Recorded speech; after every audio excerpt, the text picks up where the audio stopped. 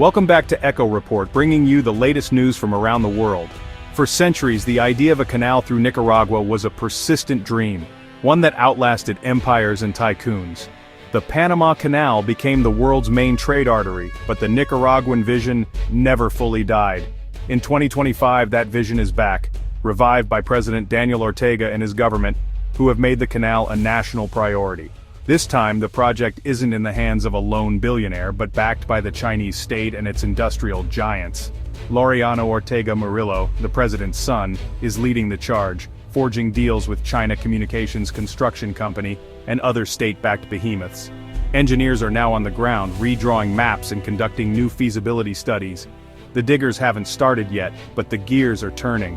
The project's history is heavy, haunted by past failures, from Spanish explorers to Cornelius Vanderbilt. Yet the world's changing needs and China's involvement have put Nicaragua's canal back in the spotlight. The question now, can this long-dormant dream finally become reality? The stakes are global, a test of engineering, finance, and political will. The ghosts of the past are watching, but so is the future. This is more than a national project, it's a bid to reshape the world's trade routes. The Nicaraguan Canal is no longer a footnote, it's a headline, and the world is paying attention.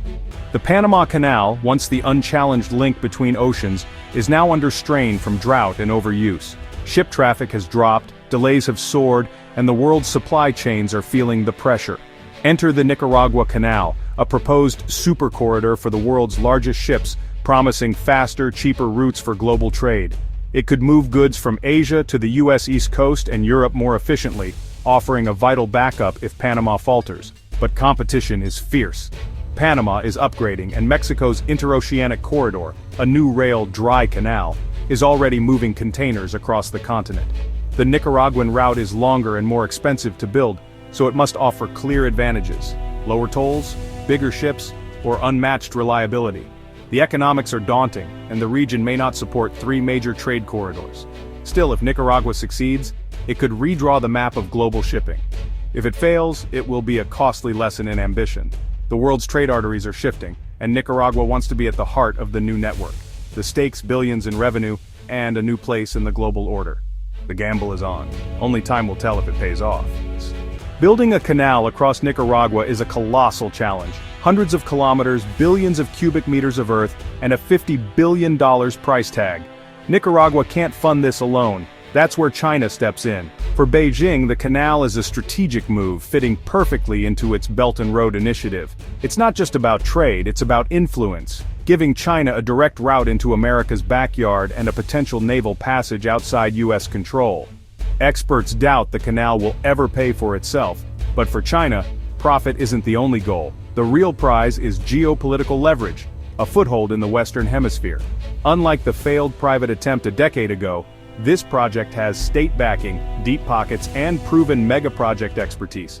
China's construction giants have built infrastructure worldwide. Now they're betting big on Nicaragua. The $50 billion question remains, but with China's muscle, the odds of completion are higher than ever.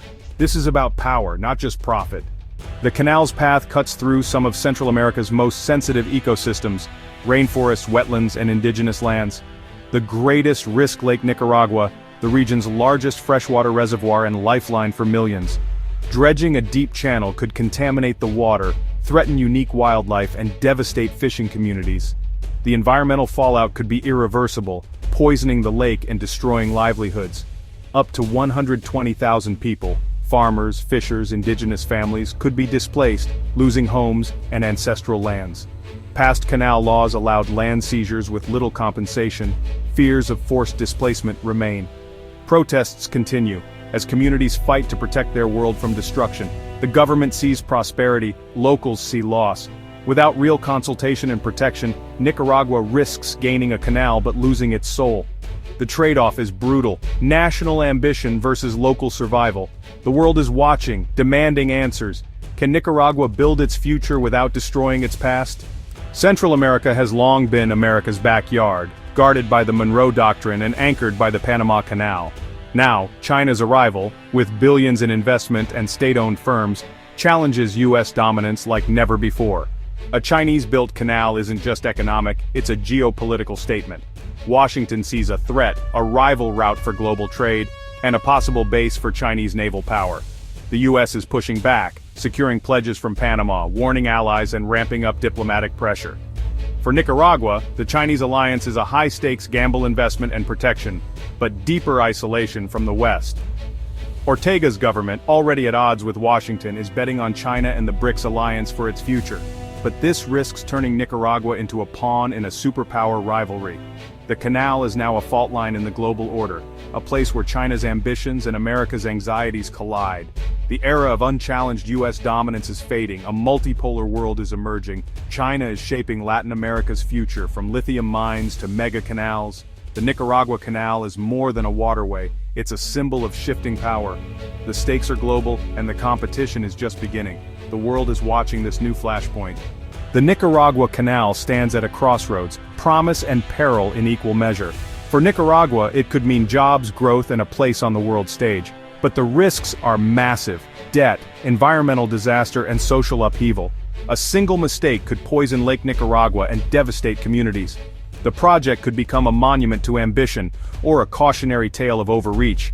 It's also a symbol of China's rise and the new global competition with the U.S.